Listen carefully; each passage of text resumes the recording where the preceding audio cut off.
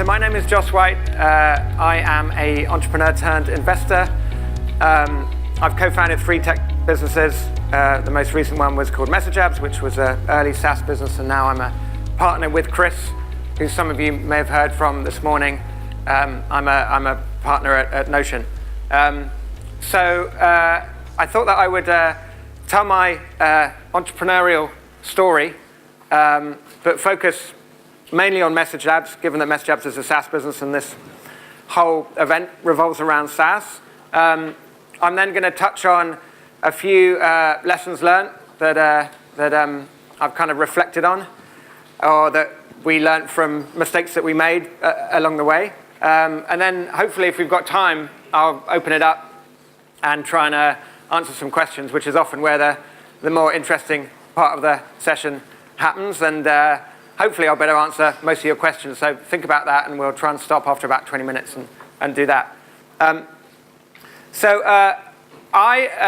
don't have a technical background. I actually did an English literature degree at London University. And then I went into advertising. So a fairly unusual background for a tech entrepreneur. But then I joined my brother Ben with his first business, which was buying and selling secondhand IBM equipment. This was in 1990, I think. This is a horrible business to be in, so avoid it at all costs. Barely even qualifies as tech, very narrow margins. I'm not really sure what I was doing as a graduate joining my brother in this business, but he's persuasive. But what it did do is it gave us an early view of the way the market was shifting away from IBM systems and towards networking and this thing called the internet. And this company called Cisco seemed to be at the forefront of this shift away from IBM towards networking. We were actually, in '92, we got a call from one of our customers who used to buy secondhand IBM equipment off us, which was a part of BT, and they asked us for a Cisco router. And we were calling them Kisco. We had no idea who this company was. But we supplied it to BT, and then a week later they faxed through, still using the fax then, it was a long time ago. They faxed through a whole list of equipment. We sold it to them at list price. We'd bought it. We'd sourced it in America, 50% off list price. We made like 100 grand on the deal. We never made 100 grand on any deals that we were doing in IBM. And we realized that there was something happening here, and there was a big, big shift happening in the market. So we turned the whole company on its head, and we became a Cisco supplier to the early buyers of Cisco. This was before Cisco even had a presence in the UK. And so the early buyers of Cisco, like the telcos, BT and Cable & Wireless, people like that, were having to buy from Cisco directly in the US. But the trouble is with that, it's kind of 6 to 8 week lead time. So they really needed a local supplier that could actually provide equipment more immediately. So anyway, we built the company up really successfully. We were doing £1 million a month. Within 6 months, it was just crazy, crazy days. We were just flying on the coattails of this amazing growth in Cisco and the wider growth in the internet. That Cisco basically built the internet. So we built that company up into the largest Cisco distributor in Europe. We sold it to Datatec in 1998. So we had a really good exit. I was still in my 20s, made quite a lot of money, bought ridiculous cars. And didn't really act very responsibly with it. But fortunately, we had another business, so it kept us on the straight and narrow. And we were supplying a lot of the Cisco equipment to what was called then the ISP industry, the internet provider industry. Now we just get internet bandwidth from our telco, but back then there was a separate industry. And we felt they weren't doing a very good job. They were very much focused on, this was kind of mid-90s. They were very much focused either on the large corporate side or on the consumer side. So we set up an internet provider called Star to focus on the mid-market and try and provide some real kind of hand-holding to businesses to help them get set up with the internet. Because back then, it was very, very complicated to do. Everyone was running Novell networks, some of you might remember. You needed a mail server and a firewall. Bandwidth was very in short supply. So we actually co-developed a single box with Cisco to connect any network to the internet, which we sort of made a huge amount of publicity around, that we're an ISP, but we're an ISP that was trying to innovate, not just offer a connection, but really trying to innovate and offer real solutions to businesses to help them exploit the full potential of the internet. And most ISPs were not doing that. They were just selling bandwidth, very commoditized. So Star continued along this path as an ISP trying to innovate, an ISP trying to offer additional services. And one of the additional services we started playing around with around about 98.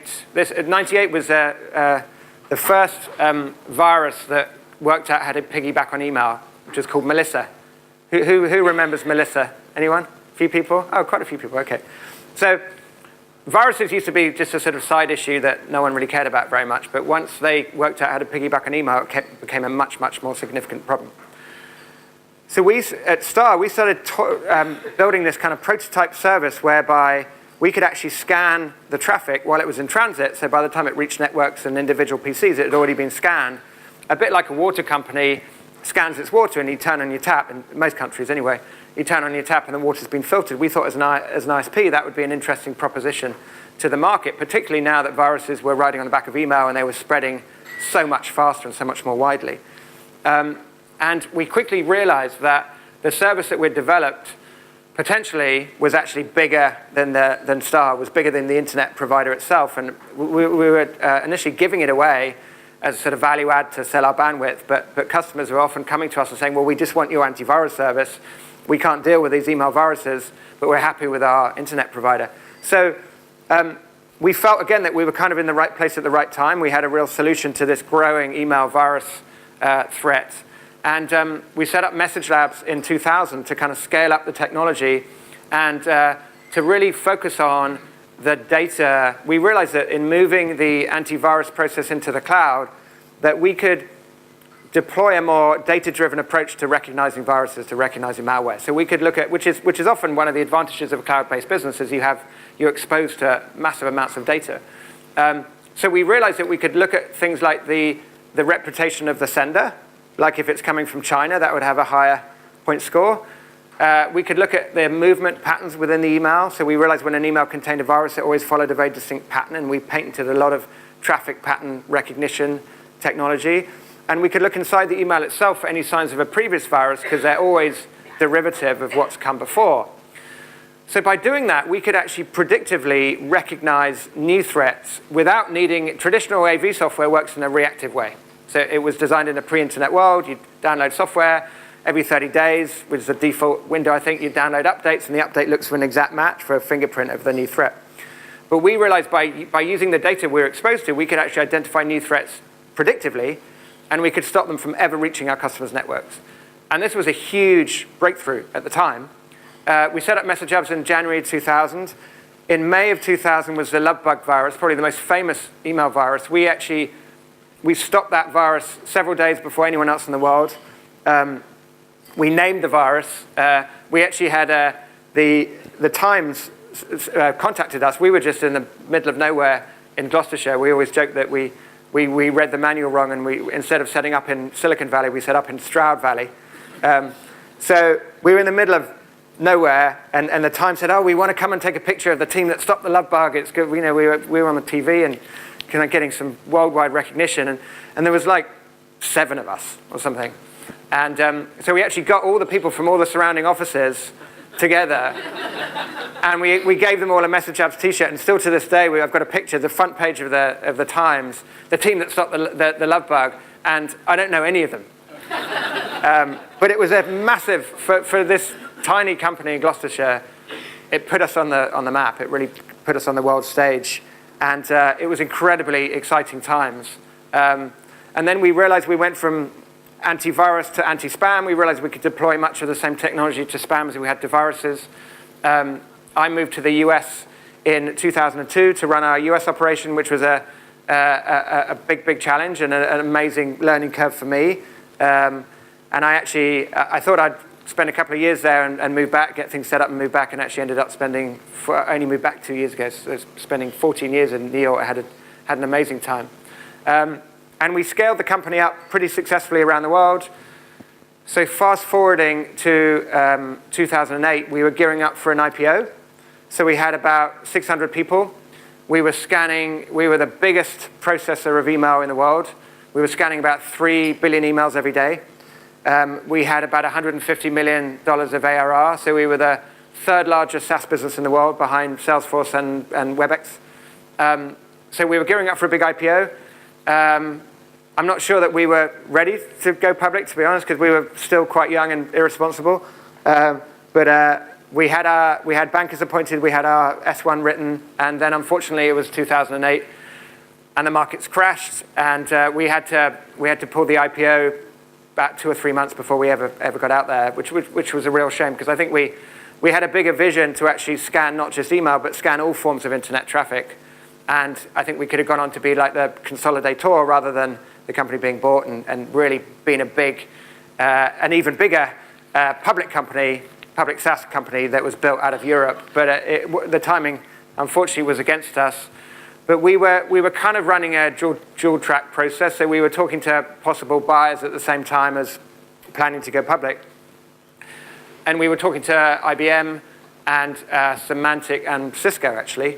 And we ended up selling to Symantec for about $700 million, right in the teeth of the meltdown in the financial markets, which was kind of bizarre. We actually set the price in pounds, which was 400 million pounds. And then we had a lot of US-based shareholders, and then literally within the space of about 2 weeks when Lehman's went bust and the whole meltdown happened, the pound crashed. The pound was worth, we went from 2 to 1 to about 1.4 to 1 in the space of about 3 or 4 weeks, and suddenly our US shareholders were all saying, well, hang on, now what I thought I was going to get in dollars has been reduced by about 30 to 40%.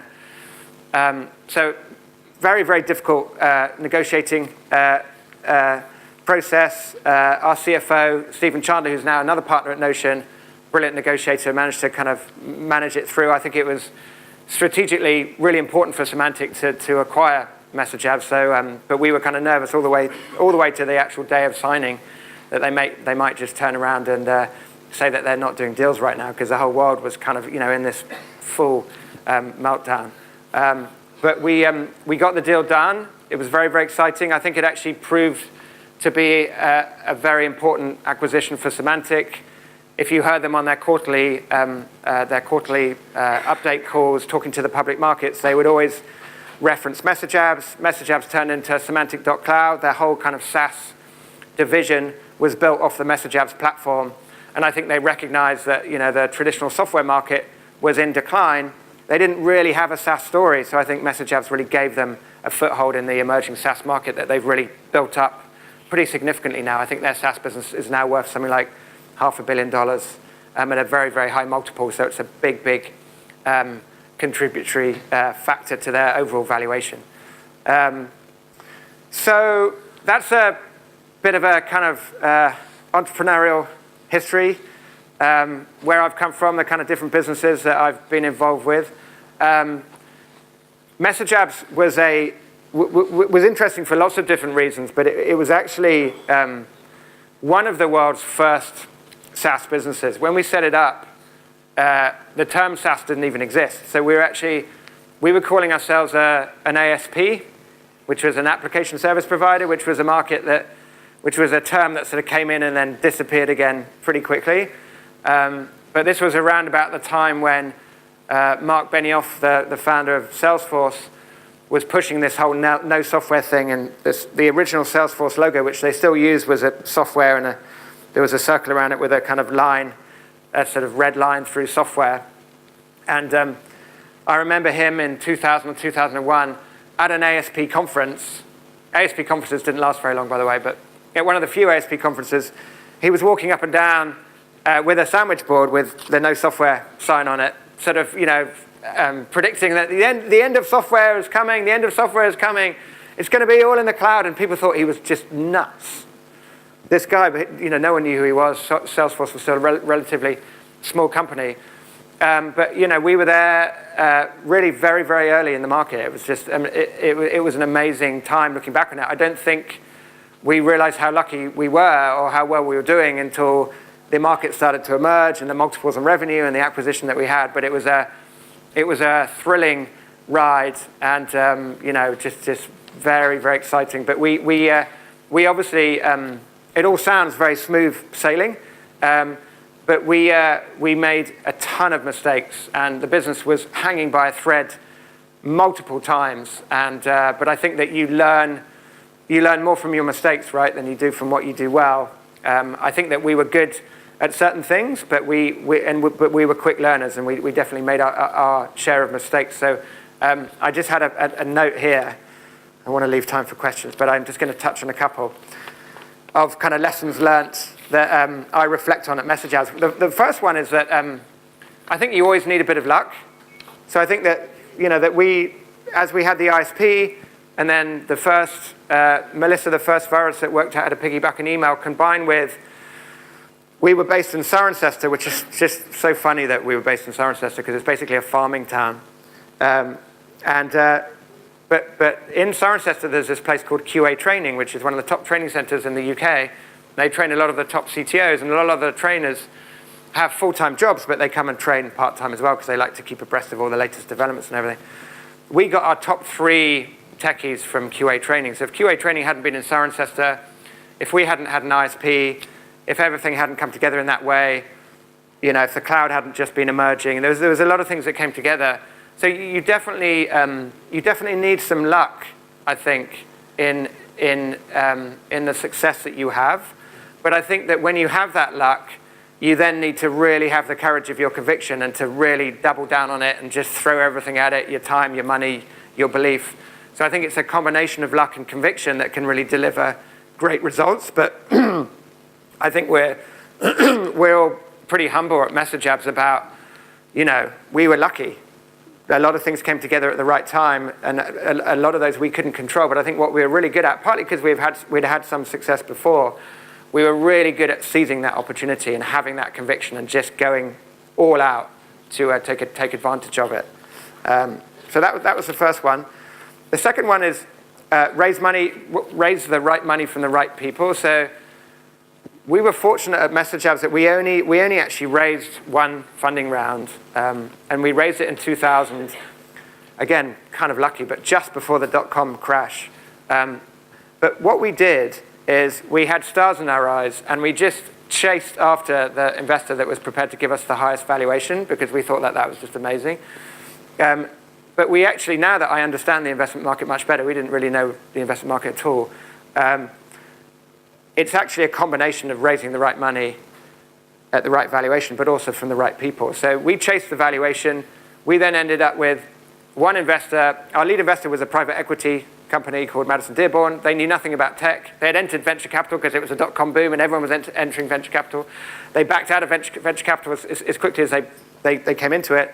We were left as an orphan in their portfolio. We didn't have any support. It was difficult. And the other investor were supportive, but they all had a kind of financial background, and so they weren't able to kind of support us on that operational level. So I think a lot of what we did was kind of in isolation. I think we were quick learners, but I think when I look back on it, we didn't have a lot of outside help. We didn't have a lot of outside mentors or reference points or investors that we could lean on in that way. And I think it would have really helped us if we had. So I think there's more to raising money than just the valuation. Third point is focus. This is a really obvious point, but we got very carried away at MessageLabs about delivering additional services. Our average revenue per user started to dip because the market became more competitive. And we thought, we've got to add more products. So we added an encryption service, we added an archiving service, and actually they were massively distracting. And I think they took us away from our security focus, which is what we were known for. What the whole brand was built around security. And I don't think it was the right thing to do. I think we should have, the market for antivirus and anti-spam was huge. It is still huge, and I think we could have continued just focusing on security. And I think the way we strayed away from that wasn't a good idea. I always reference a story that I heard Johnny Ive from Apple talking about what the biggest thing he learned from Steve Jobs, and he said the biggest thing I learned was the importance of focus. And that Steve would come around every week and he'd ask me, you are focusing on this, aren't you, Johnny? And he'd say, yeah, of course. And Johnny would say, well, he'd anything else that he kind of was looking at, he'd hide away for when Steve was coming to see him. And then Steve Jobs would say, okay, well, if you really are just focusing on what you should be focusing on, tell me what have you decided not to do? What have you discarded? And then he'd say, oh, God, I wasn't ready for that. So he had to always be ready with not just what he was focusing on, but what he decided not to focus on. So everyone talks about focus, and it almost becomes such a vague term that you can't get your sort of, you can't get a grasp of. But I think it's important to think about not just what you're focusing on, but what you've consciously decided not to focus on. And whether that's your target market, chasing after customers, building different versions of the product can generally be a disaster, or whether that's your product strategy, for us staying on the security strategy. I think that the importance of focus, true focus, and that kind of discipline is really, really important when you're going to be surrounded by so many options and opportunities. Product strategy. So this is something that we had a big problem with at MessageLabs, in that I think that we invented this new thing, which was cloud-based antivirus and anti-spam, but how we then iterated the product, I think you need to take all kinds of inputs. So you take inputs from your sales team, your marketing team, your product team. You take inputs from the market, from customers, from partners, from analysts, from media. And I think that we weren't fully ready for that. And I think we had so many inputs coming into our kind of product development, product roadmap process that the whole thing just kind of ground to a halt. And we found the decision-making around what to prioritize and what not to prioritize very, very hard. And I think that over time we learned to deal with that. And I think the best thing you can do with that is to decide on what your longer-term product strategy is. For us at MessageLabs, it was all about security. We want to be the best at protecting our customers. We want to be the best at identifying threats, stopping them, reaching our customers. So we are prepared to compromise on the user interface. We're prepared to compromise on, some of the kind of user experience or some of the kind of side functionality. What we're not going to compromise on is the security protection aspect. So I think once we kind of distilled that down, that really helped us with our decision making about what to prioritize on and what not to prioritize on. But actually, we hadn't done that work, and when we hadn't done that work, we found it incredibly hard to kind of synthesize all these inputs and make sense of them. So I think that's a big learning. And I think also if you've got a clear long-term product strategy, this is what we're going to be the best in the world at. This is what we're okay just being on market, just being sort of average at. This is what we're okay bringing in third-party products. If you've got clarity around that, you can then get alignment with your customers and with your partners. So when customers say, oh, you need to build me that, or you need to build me that, you say, well, hang on, we had this conversation. You know what our product strategy is. You know what where we're not going to compromise, and this doesn't fit with that. We've had you can refer back to the conversation that you had, which helps, I think, with the customers who then want something that's specific to them, but maybe it's not going to help your customer base. Okay, I'll just touch on a couple more, and then we'll do some questions. People, Chris probably talked a lot about this, but I think that when we were growing really rapidly, we were taking on, 10, 20 people a month, something like that. It was just crazy. And I think over time, certainly in certain departments, we started to compromise on the quality of the people, because we just got to throw people at it. We've got to get more and more people in. But I think that the early hires, it's so much more important to think about quality than think about quantity, because the early hires really sets the DNA for the organization. If you get those people right, they will then reinforce that approach with the people that they hire, and you're building that kind of bedrock of the organization.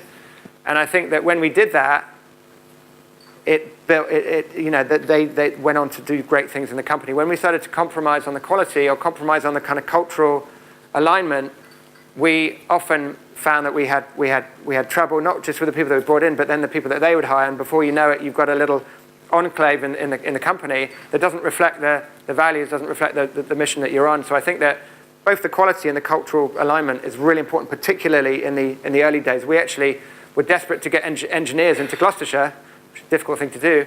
And we started to really compromise on the cultural alignment. And before we knew it, the engineers would literally, not all the engineers, there was a group of engineers that would literally, as soon as the second hand hit 1 o'clock, would all just disappear and sit in their cars reading the newspaper and eating sandwiches until the dot of 2 o'clock, and they'd come back in. And no one else in the company in the early days, no one had even read their employment contract. We were on a mission. This is what we're all about. And it really shocked us. Like suddenly there was a little kind of union in the engineering team. And once you get that, very difficult to fix it.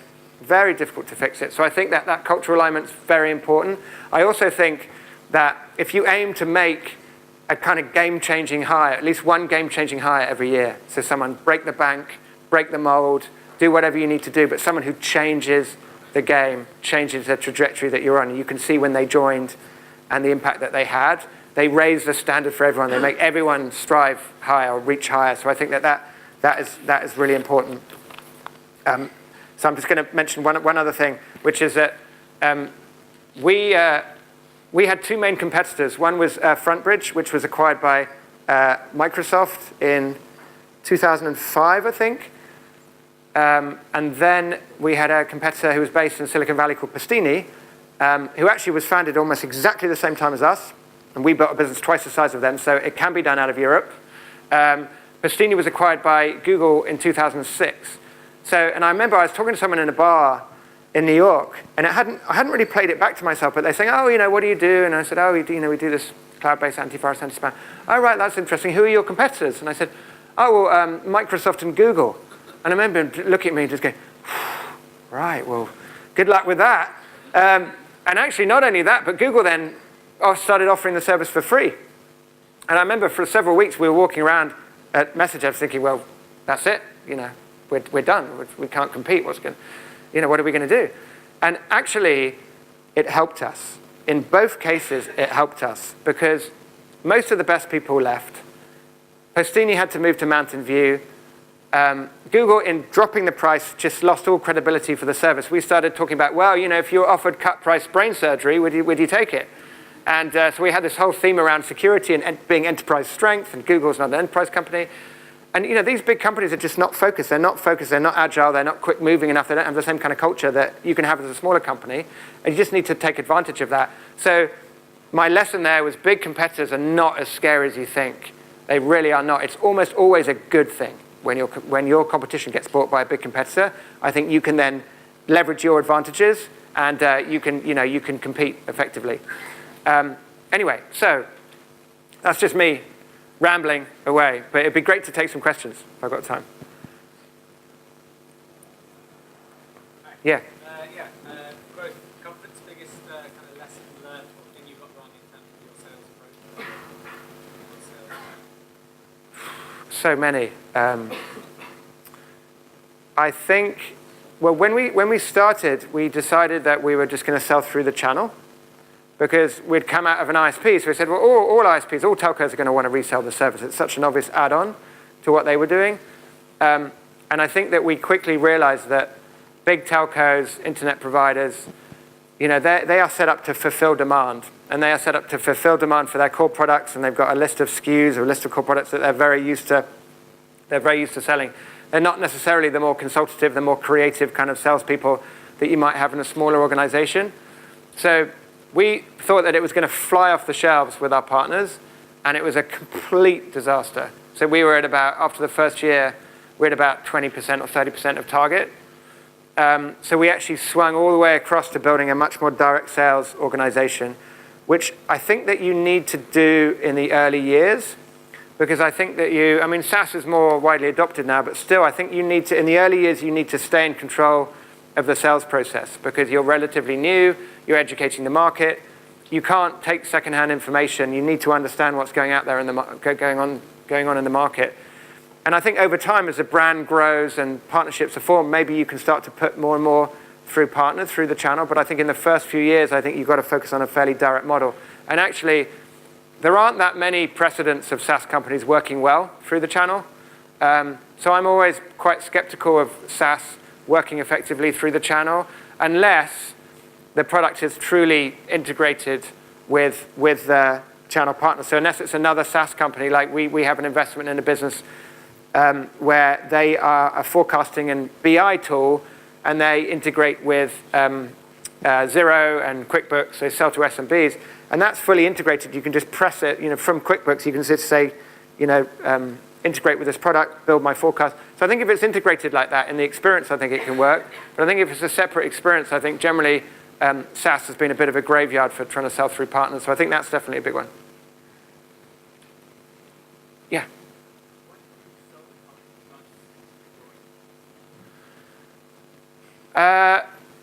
Well,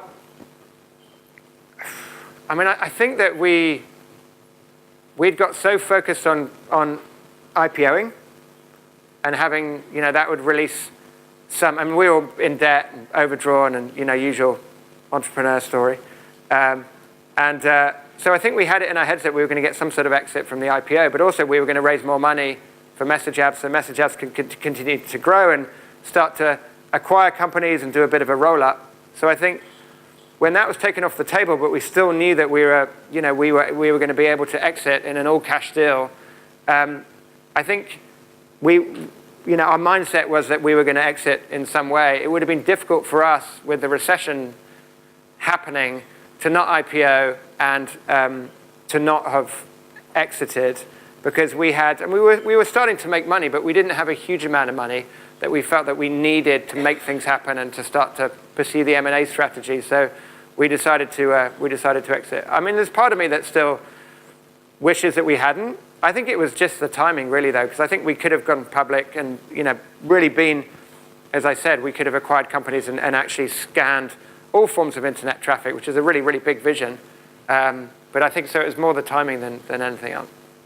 Just last question. Yep.